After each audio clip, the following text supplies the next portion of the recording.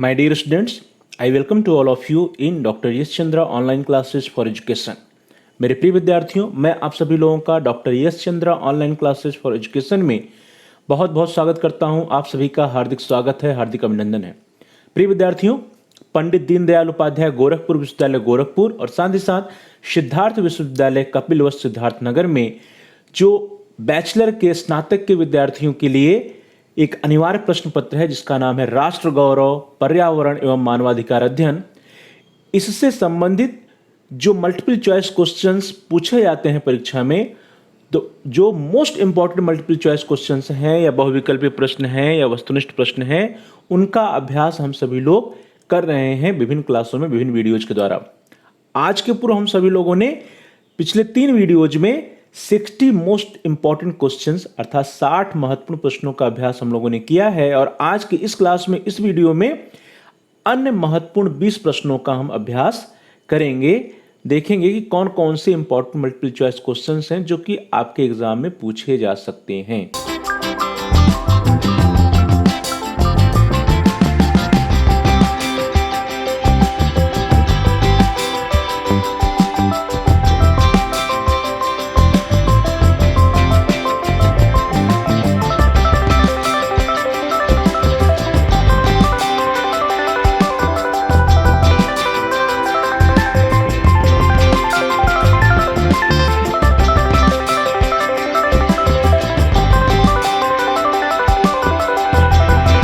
Class को start किया जाए। आज हम सब लोग इस क्लास में इस वीडियो में 20 महत्वपूर्ण प्रश्नों का अभ्यास करेंगे जो कि रिलेटेड होंगे राष्ट्र गौरव पर्यावरण एवं मानवाधिकार अध्ययन के आपके अनिवार्य प्रश्न पत्र से। पहला प्रश्न आपकी स्क्रीन पर क्वेश्चन नंबर 61 प्रश्न संख्या 61 कहता है कि प्राचीनतम अभिलेख किस शासक के हैं और आपके विकल्प हैं A Kharavela, B Samudragupta, C Ashoka and D है गौतम पुत्र सातकर्णी। तो डियर स्टूडेंट्स, जो प्राचीनतम अभिलेख हैं वो किस शासक के हैं, यह प्रश्न है। इसका क्या उत्तर होगा? खारवेल नहीं, समुद्रगुप्त नहीं, गौतमी पुत्र सातकर्ण नहीं, बल्कि क्या है, अशोक के शासक काल के जो अभिलेख हैं वो प्राचीनतम अभिलेख हैं। तो इस तरह से सी ऑप्शन सही है। आप में से जिन लोगों ने सी उत्तर चुना है आपका उत्तर सही है, अशोक।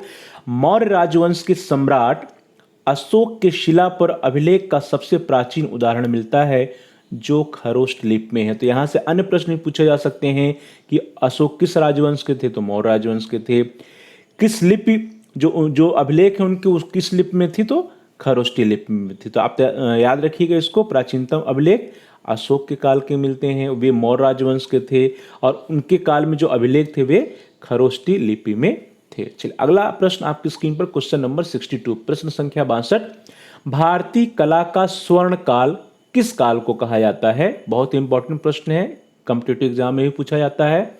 ऑप्शन है ए गुप्त काल, बी मौर्य काल, सी शुंग काल या डी सातवाहन काल। तो प्रिय विद्यार्थियों क्या होगा इसका उत्तर? सातवाहन नहीं, मौर्य नहीं, शुंग नहीं, बल्कि जो गुप्त काल है, गुप्त काल को भारतीय कला का स्वर्ण काल कहा जाता है। तो भारतीय कला का स्वर्ण काल गुप्त काल को कहा जाता है। इस तरह से आपका ए उत्तर जो है वो सही है। आप में से जिन लोगों ने ए विकल्प चुना आपका आंसर सही है।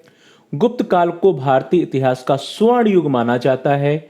इसे भारतीय संस्कृति के प्रचार प्रसार, धार्मिक सहिष्णुता, आर्थिक समृद्धि तथा शासन व्यवस्था की स्थापना काल के रूप में माना जाता है। गुप्त साम्राज्य के दौरान गणित, खगोल विज्ञान, मूर्तिकला, चित्रकला के क्षेत्र में भारतीयों द्वारा की गई बड़ी बड़ी उपलब्धियों के कारण ही 4वीं शताब्दी से लेकर के 6वीं शताब्दी के बीच की जो अवधि है, जो ड्यूरेशन है, उसको भारतीय कला के स्वर्ण युग के नाम से जाना जाता है। अर्थात भारतीय कला के स्वर्ण युग के रूप में 4th सेंचुरी से लेकर के 6th सेंचुरी के बीच का जो पीरियड है, जो समय है, जो ड्यूरेशन, उसको जाना जाता है। क्योंकि गुप्त साम्राज्य के दौरान गणित, भूगोल विज्ञान, मूर्तिकला और चित्रकला के क्षेत्र में भारतीयों के द्वारा बड़ी बड़ी उपलब्धियां हासिल की गई थी, बड़े बड़े कार्य किए गए थे। अगला प्रश्न आपकी स्क्रीन पर क्वेश्चन नंबर 63 प्रश्न संख्या 63 कहता है कि ऋण सिद्धांत में कौन समाहित नहीं था? और आपके विकल्प हैं ए देव ऋण, बी ऋष ऋण, सी पितृ ऋण या डी भूत ऋण। प्रिय विद्यार्थियों क्या होगा? ऋण सिद्धांत में कौन सा समाहित नहीं है? तो देव ऋण समाहित है, पितृ ऋण समाहित है, ऋष ऋण समाहित है, लेकिन जो भूत ऋण है वह नहीं समाहित है ऋण सिद्धांत में। तो इस तरह से आप में से जिन लोगों ने डी ऑप्शन चुना, आपका आंसर सही है। भूत ऋण जो है वो ऋण सिद्धांत में नहीं समाहित है। ऋण सिद्धांत से तात्पर्य 3 ऋणों से मुक्ति से है। आप लोगों ने नाम सुना भी होगा 3 ऋण। ये 3 ऋण कौन कौन से होते हैं? देव ऋण होता है, ऋषि ऋण या गुरु ऋण होता है, और पितृ ऋण होता है। ये 3 ऋण जो है ऋण सिद्धांत के अंतर्गत आते हैं। इस ऋण तरह से मुक्त होना गृहस्थ आश्रम या गृहस्थ का महत्वपूर्ण कर्तव्य होता है। अर्थात ये जो तीनों ऋण होते हैं, देव ऋण, ऋष ऋण और पितृ ऋण, इन तीनों से उऋण होना या इन तीनों से ऋण मुक्त होना ही गृहस्थ आश्रम का, गृहस्थ जीवन का, गृहस्थ का महत्वपूर्ण कर्तव्य होता है। भारतीय संस्कृति के अनुसार मनुष्य जब जन्म लेता है, जन्म लेते ही वह अपने देवों के प्रति, अपने ऋषियों के प्रति या गुरुओं के प्रति और अपने पितरों के प्रति ऋणी हो जाता है, और पूरे जीवन काल में गृहस्थ आश्रम में वह इन 3 ऋणों से उऋण होने का या मुक्त होने का प्रयास करता है। अगला प्रश्न आपकी स्क्रीन पर क्वेश्चन नंबर 64, प्रश्न संख्या 64 कहता है कि उपनिषद का अर्थ है। उपनिषद का क्या मीनिंग है, क्या अर्थ है, यह प्रश्न है और आपके ऑप्शंस हैं। ए गीत गाना, बी ज्ञान देना, सी समीप बैठना, या डी व्यायाम करना। तो प्रिय विद्यार्थियों, उपनिषद का क्या अर्थ है? ज्ञान देना नहीं है, व्यायाम करना भी नहीं और गीत गाना भी नहीं है। क्या है? समीप बैठना है उपनिषद का जो मीनिंग है, जो अर्थ है। इस तरह से सी ऑप्शन जो है आपका, सी विकल्प जो है वो सही है। उपनिषद का अर्थ है उस समीप बैठना है। उपनिषद शब्द की हम लोग बात करें तो उपनिषद शब्द ब्रह्म विद्या या आत्म विद्या का प्रकाशक होता है। उपनिषद शब्द जो है वो ब्रह्म विद्या या आत्म विद्या का प्रकाशक है। और उपनिषद शब्द 3 शब्दों से मिल करके बना है, उप, नी और सद। अर्थात उप प्लस नी प्लस सद, इन 3 शब्दों से मिलकर के उपनिषद बना है। उप का अर्थ होता है निकट, निह का अर्थ होता है श्रद्धा, और सद का अर्थ होता है बैठना। अर्थात श्रद्धा पूर्वक निकट बैठना। किसके निकट बैठना? गुरु के निकट बैठना। उपनिषद शब्द का अर्थ हुआ शिष्य का गुरु के निकट उपदेश प्राप्ति के लिए श्रद्धा पूर्वक परम तत्व का गुण उपदेश सुनने के लिए बैठना, जिससे शिष्य की अविद्या का नाश होता है। जब शिष्य गुरु के समीप बैठ करके उपदेश लेता है, ज्ञान लेता है, तो उसकी अविद्या का नाश होता है, उससे ब्रह्मा की प्राप्ति होती है, अर्थात उसको ज्ञान की प्राप्ति होती है, मोक्ष की प्राप्ति होती है, उसके कर्म बंधन एवं दुखाद का शिथिलीकरण होकर के क्षय हो जाता है। उसका जो कर्म के बंधन है, जो दुख है या अन्य चीज़ें जो भी हैं, वो धीरे धीरे समाप्त हो जाती हैं। जब वो गुरु के समय बैठ करके ज्ञान लेता है, उपदेश लेता है, तो उसको ब्रह्म की प्राप्ति या मोक्ष की प्राप्ति होती है। अगला प्रश्न आपकी स्क्रीन पर है क्वेश्चन नंबर 65, प्रश्न संख्या 65।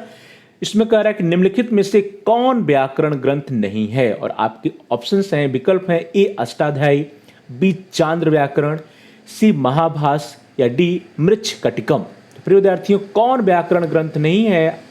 आप लोगों ने यदि पढ़ा होगा, संस्कृत में जान रहे होंगे कि कौन सा व्याकरण ग्रंथ नहीं है। व्याकरण ग्रंथ की हम लोग यदि बात करते हैं तो व्याकरण ग्रंथ में अष्टाध्यायी आता है, अष्टाध्यायी व्याकरण ग्रंथ है। चांद्र व्याकरण भी एक व्याकरण ग्रंथि है। महाभाष भी एक व्याकरण ग्रंथि है। जो मृच्छकटिकम है या मृच्छकटिकम जो है व्याकरण ग्रंथ नहीं है। तो इस तरह से जो यहाँ पे जो डी ऑप्शन है, D option is the right option. आप में से जिन लोगों ने डी ऑप्शन चुना वह उत्तर सही है। अष्टाध्यायी, चांद्र व्याकरण, महाभाष ये तीनों व्याकरण ग्रंथ हैं, लेकिन मृच्छकटिकम व्याकरण ग्रंथ नहीं है। अगला प्रश्न आपके स्क्रीन पर प्रश्न संख्या 66 66। अभिज्ञान शाकुंतलम के रचयिता हैं। आप सभी लोगों ने नाम सुना होगा अभिज्ञान शाकुंतलम का। तो अभिज्ञान शाकुंतलम के कौन रचयिता हैं? और आपके विकल्प हैं, ए बाणभट्ट, बी कालिदास, सी भारवी, या डी भास। तो प्रिय विद्यार्थियों, कौन है अभिज्ञान शाकुंतलम के रचयिता? कौन है, किन्होंने लिखा है? बाणभट्ट ने नहीं लिखा, भारवी नहीं लिखा, भास ने लिखा, किसने लिखा है? कालिदास ने लिखा है। तो इस तरह से B option is the right option. Kalidas जो है वे अभिज्ञान शाकुंतलम के रचयिता हैं। अगला प्रश्न आपकी स्क्रीन पर प्रश्न संख्या 67 67। प्रश्न है कि अष्टाध्यायी किसकी रचना है? अष्टाध्यायी किसकी रचना है? और आपके विकल्प हैं, ए सारंगदेव, बी अमीर खुसरो, सी नारद मुनि, या डी पाणिनि। तो प्रिय विद्यार्थियों, अष्टाध्यायी किसने लिखा है? सारंगदेव नहीं, नारद मुनि नहीं, अमीर खुसरो ने। किसकी रचना है? पाणिनि जी की रचना है अष्टाध्यायी। तो इस तरह से डी ऑप्शन जो है, D option is the right option. Ashtadhyayi की हम लोग बात करते हैं तो अष्टाध्यायी संस्कृत अष्टाध्यायी नाम से क्लियर है कि क्या है, इसमें 8 अध्याय हैं। अष्टा मीन्स 8, अध्याय मीन्स अध्याय। इसमें कुल 8 अध्याय हैं। भारतीय व्याकरणविद पाणिनि द्वारा 6ठी से लेकर के 5वीं शताब्दी ईसा पूर्व में लिखे गए व्याकरण पर यह एक संस्कृत ग्रंथ है। तो अष्टाध्यायी क्या है, एक संस्कृत ग्रंथ है। किसने लिखा है, पाणिनि ने लिखा है। कब लिखा, 6ठी से 5वीं शताब्दी ईसा पूर्व में लिखा था। चलिए आगे बढ़ते हैं। अगला प्रश्न आपकी स्क्रीन पर, प्रश्न संख्या 68 चांद्र व्याकरण ग्रंथ के प्रवर्तक कौन माने जाते हैं? और आपके विकल्प हैं ए रविदास, बी सूरदास, सी कबीरदास या डी चंद्रगोमिन। चंद्रगोमिन, सूरदास, कबीरदास या रविदास, इनमें से चांद्र व्याकरण के ग्रंथ के प्रवर्तक कौन माने जाते हैं? क्या होगा इसका सही उत्तर? रविदास नहीं, कबीरदास नहीं, सूरदास नहीं, चंद्रगोमिन जो है चांद्र व्याकरण ग्रंथ के प्रवर्तक माने जाते हैं। तो इस तरह से D option is the right option. यदि हम लोग चंद्रगोविंद की बात करें तो चंद्रगोविंद एक प्रसिद्ध बौद्ध व्याकरण थे और उन्होंने चांद्र व्याकरण नामक प्रसिद्ध ग्रंथ की रचना की, इसलिए उनको चांद्र व्याकरण नामक प्रसिद्ध ग्रंथ के प्रवर्तक माने जाते हैं। तो चांद्र व्याकरण नामक प्रसिद्ध ग्रंथ के प्रवर्तक कौन है? चंद्रगोमिन। अगला प्रश्न आपकी स्क्रीन पर, प्रश्न संख्या 69 प्रश्न है कि महाभास पुस्तक के लेखक कौन हैं? और इसके विकल्प आपकी स्क्रीन पर, A Patanjali, B Surdas, C Banabhatta and D Kalidas. तो प्रिय विद्यार्थियों, आपने पढ़ा भी होगा महाभास पुस्तक के लेखक कौन है? कालिदास नहीं, सूरदास नहीं, बाणभट्ट नहीं, कौन है? पतंजलि जी हैं। सो हियर द 69 का जो ए विकल्प है, ए ऑप्शन है, वो राइट ऑप्शन है। पतंजलि जी महाभास पुस्तक के लेखक हैं। पतंजलि ने पाणिनि के अष्टाध्यायी पर अपनी टिप्पणी की थी, टीका लिखी थी, जिसका नाम उन्होंने लिखा महाभास। तो पतंजलि ने क्या किया, पाणिनि का जो अष्टाध्यायी पुस्तक था, उस पर उन्होंने अपनी टिप्पणी लिखी, उस पर उन्होंने अपनी विवेचना या आलोचना लिखी और उसी को महाभास नाम दिया जाता है। महा प्लस भास, महाभास के हम संधि विच्छेद करते हैं तो क्या होगा? महा प्लस भास, और भास का अर्थ होता है समीक्षा, टिप्पणी, विवेचना या आलोचना। अर्थात जो पाणिनि जी की पुस्तक थी अष्टाध्यायी, उस पर जो उन्होंने टिप्पणी, विवेचना, आलोचना, समीक्षा की थी, उसी को महाभास के नाम से जाना जाता है। तो महाभास पुस्तक के लेखक कौन थे? पतंजलि जी थे। अगला प्रश्न आपकी स्क्रीन पर, प्रश्न संख्या 70 मृच्छकटिकम नाटक के रचनाकार कौन है? मृच्छकटिकम जो है एक नाटक है, इस नाटक के रचनाकार कौन है, ये प्रश्न है। और आपके विकल्प है ए बाणभट्ट, बी कालिदास, सी भारवी या डी शूद्रक। तो डियर स्टूडेंट्स, मृच्छकटिकम नाटक के रचनाकार कौन है? बाणभट्ट नहीं, भारवी नहीं, कालिदास नहीं, कौन है? शूद्रक जी हैं। इस तरह से D option is the right option. आप में से जिन लोगों ने डी ऑप्शन चुना, आपका आंसर सही है। मृच्छकटिकम की बात किया जाए तो मृच्छकटिकम का अर्थ होता है मिट्टी का खिलौना या मिट्टी की गाड़ी। संस्कृत नाट्य साहित्य में सबसे अधिक लोकप्रिय रूपक है मृच्छकटिकम, और इस मृच्छकटिकम में कुल 10 अंक हैं। यहां से प्रश्न पूछे जा सकते हैं आपसे कि मृच्छकटिकम में कुल कितने अंक हैं? तो 10 अंक हैं। मृच्छकटिकम के रचनाकार जो है वो महाराज शूद्रक जी हैं, और नाटक की जो पृष्ठभूमि है वह पाटलिपुत्र, जो आधुनिक समय में पटना के नाम से जानी जाती है, वो पृष्ठभूमि है। तो यहाँ से कई प्रश्न आपसे बन सकते हैं। एक तो यह है कि मृच्छकटिकम नाटक के रचनाकार कौन है? तो शूद्रक जी हैं।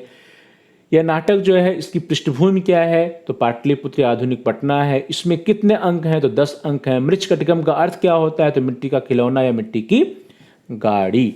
अगला प्रश्न आपकी स्क्रीन पर, प्रश्न संख्या 71 प्रश्न है कि निम्नलिखित में से कौन चिकित्सक नहीं थे? और आपके विकल्प हैं ए जीवक, बी सुश्रुत, सी धन्वंतरी या डी हरिसेन। तो प्रिय विद्यार्थियों, आपने नाम भी सुना होगा कि जीवक भी एक क्या थे? चिकित्सक थे। सुश्रुत भी चिकित्सक थे, धन्वंतरी भी चिकित्सक थे, लेकिन हरिसेन का नाम हम लोगों ने चिकित्सक के रूप में नहीं सुना है। इसलिए here the D option is the right option. अगर हम लोग जीवक की बात करें तो जीवक जो थे वो भगवान महात्मा बुद्ध के निजी चिकित्सक थे, निजी वैद्य थे। सुश्रुत की बात की जाए तो शैल चिकित्सा के जनक माने जाते हैं सुश्रुत जी, और धन्वंतरी की बात किया जाए तो धन्वंतरी को हम आयुर्वेद का जनक कहते हैं। इन तीनों से अलग हैं हरिसेन। हरिसेन की बात किया जाए तो हरिसेन जी जो थे वो संस्कृत कवि थे और वे गुप्त सम्राट समुद्रगुप्त के मंत्री भी रहे थे। इसमें से इन चारों में से जीवक, सुश्रुत और धन्वंतरी तीनों जो है चिकित्सक हैं। हरिसेन क्या है? वे संस्कृत कवि हैं और गुप्त सम्राट समुद्रगुप्त के मंत्री रहे थे। अगला प्रश्न आपकी स्क्रीन पर, प्रश्न संख्या 72, राष्ट्रीय मानवाधिकार आयोग का मुख्यालय कहां पर स्थित है? और आपके विकल्प हैं ए दिल्ली, बी मुंबई, सी अहमदाबाद या डी कलकत्ता। तो डिस्टेंस कहाँ है? मुंबई नहीं, कलकत्ता नहीं, अहमदाबाद नहीं, दिल्ली में राष्ट्रीय मानवाधिकार आयोग का मुख्यालय है, हेडक्वार्टर है। इस तरह से ए option is the right option. राष्ट्रीय मानवाधिकार आयोग का जो मुख्यालय है वो कहाँ है? नई दिल्ली में स्थित है। चलिए अगला प्रश्न आपकी स्क्रीन पर आ रहा है, क्वेश्चन नंबर 73, प्रश्न संख्या 73। इसमें कह रहा है कि निम्न में से कौन सा राष्ट्रीय मानवाधिकार आयोग या एनएचआरसी का कार्य नहीं है? नेशनल ह्यूमन राइट कमीशन का क्या वर्क नहीं है, क्या कार्य नहीं है? राष्ट्रीय मानवाधिकार आयोग का क्या कार्य नहीं है? आपके विकल्प हैं ए कोर्ट में लंबित किसी मानवाधिकार से संबंधित कार्यवाही में हस्तक्षेप करना, बी कैदियों के मानवाधिकार की रक्षा करना, सी किसी मानवाधिकार पीड़ित को आर्थिक मुआवजा देना या डी मानवाधिकार के क्षेत्र में शोध को बढ़ावा देना। तो डियर स्टूडेंट्स, राष्ट्रीय मानवाधिकार आयोग या एनएचआरसी जो है, इसके जो कार्य हैं उन कार्यों में कोर्ट में लंबित किसी मानवाधिकार से संबंधित कार्यवाही में हस्तक्षेप करना ये कार्य है, कैदियों के मानवाधिकार की रक्षा करना ये भी कार्य है, और मानवाधिकार के क्षेत्र में रिसर्च या शोध को बढ़ावा देना भी यह कार्य है। लेकिन किसी मानवाधिकार पीड़ित को आर्थिक मुआवजा देने का कार्य जो है वह एनएचआरसी या राष्ट्रीय मानवाधिकार आयोग का नहीं होता है। तो इस तरह से सी विकल्प जो है आपका वह उत्तर होगा, किसी मानवाधिकार पीड़ित को आर्थिक मुआवजा देना राष्ट्रीय मानवाधिकार आयोग का कार्य नहीं है। एनएचआरसी या मानवाधिकार जो है राष्ट्रीय मानवाधिकार आयोग जो है, जिसको हम लोग एनएचआरसी कहते हैं, वह मानवाधिकार उल्लंघन के दोषी को दंड देने का अधिकार नहीं रखता है, और साथ ही साथ पीड़ित को किसी भी प्रकार को आर्थिक सहायता भी देने नहीं देता है। तो इस तरह से यह जो किसी मानवाधिकार पीड़ित को आर्थिक मुआवजा देने का कार्य है वह एनएचआरसी या राष्ट्रीय मानवाधिकार आयोग का नहीं होता है। अगला प्रश्न आपकी स्क्रीन पर, प्रश्न संख्या 74, 74, प्रश्न है चार वेदों में सम्मिलित नहीं है। बहुत ही सरल प्रश्न है, आप सभी लोग इसका सही उत्तर देंगे। चार वेदों में कौन सा नहीं सम्मिलित है? चार वेद में ऋग्वेद है, आयुर्वेद है, ऋग्वेद है, सामवेद है, अथर्ववेद है, आयुर्वेद वेद में नहीं है। तो इस तरह से सी ऑप्शन जो है वो यहाँ पे राइट ऑप्शन होगा। जो हमारे चार वेद हैं या वेद के जो चार भाग हैं वे कौन कौन से हैं? ऋग्वेद है, यजुर्वेद है, सामवेद है और अथर्ववेद है। लेकिन आयुर्वेद कोई भी वेद नहीं है। अगर हम लोग बात करते हैं ऋग की, तो ऋग का अर्थ होता है स्थिति, यज का अर्थ होता है रूपांतरण, साम का अर्थ होता है गतिशीलता और अथर्व का अर्थ होता है जड़। ऋग को धर्म से, यज को मोक्ष से, साम को काम से और अथर्व को अर्थ से जोड़ा जाता है, कहा जाता है। और इसी के आधार पर ऋग्वेद को हम धर्मशास्त्र कहते हैं, यजुर्वेद को हम मोक्ष शास्त्र कहते हैं, सामवेद को हम काम शास्त्र कहते हैं और अथर्ववेद को हम अर्थशास्त्र कहते हैं, या इसकी रचना हुई है। अगला प्रश्न आपकी स्क्रीन पर, प्रश्न संख्या 75, 75, प्रश्न है कि जैन धर्म में प्रथम तीर्थंकर थे। जो जैन धर्म है उसके प्रथम तीर्थंकर कौन थे? और आपके ऑप्शन है ए ऋषभनाथ, बी महावीर स्वामी, सी नेमिनाथ या डी पार्श्वनाथ। तो डियर स्टूडेंट्स, जैन धर्म के प्रथम तीर्थंकर कौन थे? महावीर स्वामी नहीं, पार्श्वनाथ नहीं, नेमिनाथ नहीं, बल्कि ऋषभनाथ जी थे। इस तरह से यहाँ पे A option is the right option. Rishabhnath को जैन धर्म का प्रथम तीर्थंकर माना जाता है और इनको जैन धर्म का संस्थापक भी माना जाता है। तो जैन धर्म के प्रथम तीर्थंकर ऋषभनाथ जी थे, या इनको ऋषभदेव भी कहा जाता है। तो ऋषभनाथ या ऋषभदेव जैन धर्म के प्रथम तीर्थंकर थे और इन्हें ही जैन धर्म का संस्थापक भी माना जाता है। तो यहाँ से प्रश्न पूछे जा सकते हैं कि जैन धर्म का संस्थापक कौन है? तो हम उत्तर देंगे ऋषभदेव या ऋषभनाथ। तो ऋषभदेव या ऋषभनाथ जैन धर्म के संस्थापक हैं और वे प्रथम तीर्थंकर भी थे। अगला प्रश्न आपकी स्क्रीन पर, प्रश्न संख्या 76 या 76, प्रश्न है कि चारों वर्णों का उल्लेख सर्वप्रथम ऋग्वेद के किस मंडल में हुआ है? बहुत ही इंपॉर्टेंट प्रश्न है। आपके विकल्प हैं ए पहले, बी 9वें, सी 10वें या डी 5वें में। तो डियर स्टूडेंट्स, चार वर्ण, जो हम लोग चार वर्ण की बात करते हैं, ब्राह्मण, क्षत्रिय, वैश्य और शूद्र, इन चारों वर्णों का उल्लेख सर्वप्रथम ऋग्वेद के किस मंडल में हुआ है? तो पहले में नहीं, 9वें में नहीं, 5वें में नहीं, बल्कि किस में हुआ है? 10वें मंडल में इन चारों वर्णों का सर्वप्रथम उल्लेख हुआ है। तो इस तरह से C option is the right option. Rigveda के 10वें मंडल के पुरुष सूक्त में वर्ण संबंधी या वर्णों की उत्पत्ति विराट पुरुष से हुई है, इसका वर्णन है। और इस भारतीय साहित्य में जो 4 वर्ण हैं, 4 वर्ण जिसको हम लोग ब्राह्मण, क्षत्रिय, वैश्य और शूद्र कहते हैं, इनका उल्लेख, और यहाँ भी शूद्र वर्ण का स्थान अन्य वर्णों की तुलना में निम्नतम है। प्रिय विद्यार्थियों, जब आप वेदों को अध्ययन करेंगे या वैदिक काल का अध्ययन करेंगे तो वहाँ देखेंगे कि हमारे पूरे समाज में जो लोग थे उनको 4 वर्णों में विभाजित किया गया था, ब्राह्मण, क्षत्रिय, वैश्य और शूद्र। समाज में जो ब्राह्मण वर्ग था इसका सबसे अधिक सम्मान था, पूजनीय था। जो शिक्षा के अधिकार थे वे ब्राह्मण को थे, क्षत्रिय को थे, वैश्य को थे, लेकिन जो शूद्र वर्ण था, शूद्र वर्ण को शिक्षा के अधिकार नहीं दिए गए थे। तो इस तरह से बहुत अधिक जो है भेदभाव रहा है हमारे वेदों में। अगर हम अध्ययन करते हैं या फिर वैदिक काल में अध्ययन करते हैं तो शूद्रों की उपेक्षा की गई, शूद्रों को कोई अधिकार नहीं दिया गया, शूद्रों को जो है शिक्षा का अधिकार नहीं दिया गया था। अगला प्रश्न आपकी स्क्रीन पर, प्रश्न संख्या 77। प्रश्न है कि रामायण के रचयिता का क्या नाम है? और आपके विकल्प है ए तुलसीदास, बी कबीरदास, सी वेदव्यास या डी वाल्मीकि। तो इसका उत्तर आप सभी लोग जानते होंगे। रामायण के रचयिता कौन है? कौन है प्रिय विद्यार्थियों? रामायण, इसके बारे में आप सभी लोग जान रहे हैं। रामायण के रचयिता तुलसीदास जी नहीं है, वेदव्यास नहीं, कबीरदास नहीं है, वाल्मीकि जी हैं। तो इस तरह से डी ऑप्शन यहाँ पे सही होता है। रामायण के जो रचयिता है या लेखक हैं वे कौन है? महर्षि वाल्मीकि जी हैं। तो महर्षि वाल्मीकि जी ने रामायण की रचना की थी या रामायण को लिखा था। अगला प्रश्न आपकी स्क्रीन पर, प्रश्न संख्या 78 या 78। प्रश्न कहता है कि रामचरितमानस के रचयिता का क्या नाम है या रामचरितमानस के लेखक का क्या नाम है? और आपके विकल्प हैं ए तुलसीदास, बी कबीरदास, सी सूरदास या डी वेदव्यास। तो प्रिय विद्यार्थियों, रामचरितमानस जो है इसके रचयिता कौन है आप सभी लोग जानते होंगे। इसके बारे में भी कबीरदास ने, वेदव्यास ने, सूरदास ने, तुलसीदास जी जो है रामचरितमानस की रचना की थी। तो तुलसीदास इसका आंसर होगा ए। रामचरितमानस अवधी भाषा में गोस्वामी तुलसीदास द्वारा 16वीं सदी में रचित प्रसिद्ध ग्रंथ है। ध्यान दीजिए, एक प्रश्न और पूछा जा सकता है यहां से कि जो रामचरितमानस है वह किस भाषा में है? तो किस भाषा में है? अवधी भाषा में। किसने लिखा है? गोस्वामी तुलसीदास जी ने लिखा है। कब लिखा है? 16वीं सदी के में लिखा है। तो रामचरितमानस अवधी भाषा में गोस्वामी तुलसीदास द्वारा 16वीं सदी में रचित प्रसिद्ध ग्रंथ है।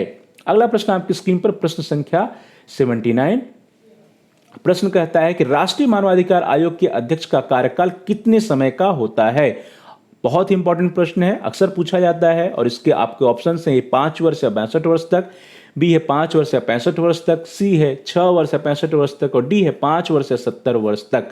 तो प्रिय विद्यार्थियों, जो राष्ट्रीय मानवाधिकार आयोग है उनके जो अध्यक्ष होते हैं उनका जो कार्यकाल होता है वह 5 वर्ष या 70 वर्ष तक होता है। तो इस तरह से यहाँ पे जो डी ऑप्शन है, D option is the right option.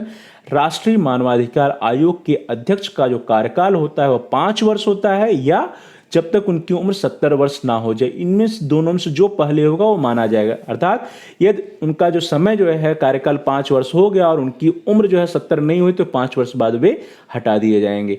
यदि उनका कार्यकाल जो है 5 वर्ष का नहीं हुआ लेकिन उनकी उम्र 70 हो गई तो वहीं पर उनका कार्यकाल समाप्त माना जाएगा। तो इसलिए 5 वर्ष या 70 वर्ष की आयु जो भी पहले होती है वही उनका राष्ट्रीय मानवाधिकार आयोग के अध्यक्ष का कार्यकाल माना जाता है। अगला प्रश्न आपकी स्क्रीन पर, प्रश्न संख्या 80 और आज के लिए अंतिम प्रश्न कि महाभारत के रचयिता का क्या नाम है? आप सभी लोग जानते हैं उसका महाभारत के रचयिता का नाम क्या है। और ऑप्शंस हैं ए तुलसीदास, बी कबीरदास, सी वेदव्यास और डी वाल्मीकि। तो कौन है? कबीर नहीं, वाल्मीकि नहीं, तुलसी नहीं, वेदव्यास जी ने महाभारत की रचना की है। तो इस तरह से C option is the right option. Hindu मान्यताओं के अनुसार, पौराणिक संदर्भों तथा स्वयं महाभारत के अनुसार महाभारत काव्य की रचना वेदव्यास जी ने की है। तो हिंदू मान्यताओं, पौराणिक संदर्भों में स्वयं महाभारत के अनुसार इस काव्य के रचनाकार वेदव्यास जी को माना जाता है। तो प्रिय विद्यार्थियों, इस तरह से हम सभी लोगों ने आज की जो यह क्लास थी, ये जो वीडियो था, इस वीडियो में आज की क्लास में हम सभी लोगों ने राष्ट्र गौरव, पर्यावरण और मानवाधिकार अध्ययन का जो आपका अनिवार्य प्रश्न पत्र है इससे संबंधित 20 महत्वपूर्ण प्रश्नों का अभ्यास किया। 20 महत्वपूर्ण प्रश्नों को हम लोगों ने देखा। Thanks for watching, thanks to all of you. Please like, share and comment on the video. प्रिय विद्यार्थियों, आप इस वीडियो को लाइक कीजिए और इस वीडियो को अपने दोस्तों में, फ्रेंड सर्किल में, मित्रों के साथ, सहपाठियों के साथ, प्रियजनों के साथ अवश्य शेयर कीजिए जिससे कि वे भी इस वीडियो का लाभ उठा सकें और उनका भी अध्ययन कार्य, उनकी भी तैयारी अच्छे से हो पाए। और साथ ही साथ इस वीडियो पे आप कमेंट्स भी कर सकते हैं। कमेंट्स के द्वारा यदि आपका कोई बहुमूल्य सुझाव है या कोई प्रश्न है या कोई समस्या है तो आप हमसे शेयर कीजिए, हम आपके प्रश्नों का उत्तर देने का प्रयास करेंगे, आपकी समस्याओं का समाधान करने का प्रयास करेंगे और साथ साथ जो भी आपके बहुमूल्य सुझाव आएंगे उन सुझावों का पर अनुपालन भी करने का प्रयास करेंगे। तो please like share and comment on the video, also subscribe the channel. आप सभी प्रिय विद्यार्थियों में से जिन लोगों ने अभी तक चैनल को सब्सक्राइब नहीं किया है, कृपया आप चैनल को सब्सक्राइब कर लीजिए, जिससे कि आप अपने कोर्स से रिलेटेड सभी एजुकेशनल वीडियोज को प्ले लिस्ट में जाकर के आसानी से सर्च कर पाएं, आसानी से ढूंढ पाएं, देख पाएं। इसके लिए जरूरी है कि आप चैनल को सब्सक्राइब कीजिए और साथ ही साथ जहां पर सब्सक्राइब लिखा है उसके बगल में एक घंटी का आकार है, बेल का आइकन है, उसको प्रेस कीजिए। उसको दबाने पर कुछ विकल्प आते हैं, कुछ ऑप्शंस आते हैं, उन विकल्पों में से आप आल के ऑप्शन को सिलेक्ट कर लीजिए। इससे यह होगा कि आपके कोर्स से रिलेटेड जितने भी नए एजुकेशनल वीडियोज आएंगी उसकी सूचना, उसकी नोटिफिकेशन आपको समय से मिल जाएगी और आपका कोई भी वीडियो मिस नहीं होगा। तो प्यारे विद्यार्थियों, प्यारे भाइयों और बहनों, please like share and comment on the video, also subscribe the channel and press the bell icon all. बहुत बहुत धन्यवाद। जल्द ही मिलते हैं अगले वीडियो में, अगली क्लास में अन्य 20 प्रश्नों को लेकर के जो रिलेटेड होंगे आपके राष्ट्र गौरव, पर्यावरण और मानवाधिकार अध्ययन के अनिवार्य प्रश्न पत्र से। तब तक के लिए बहुत बहुत धन्यवाद।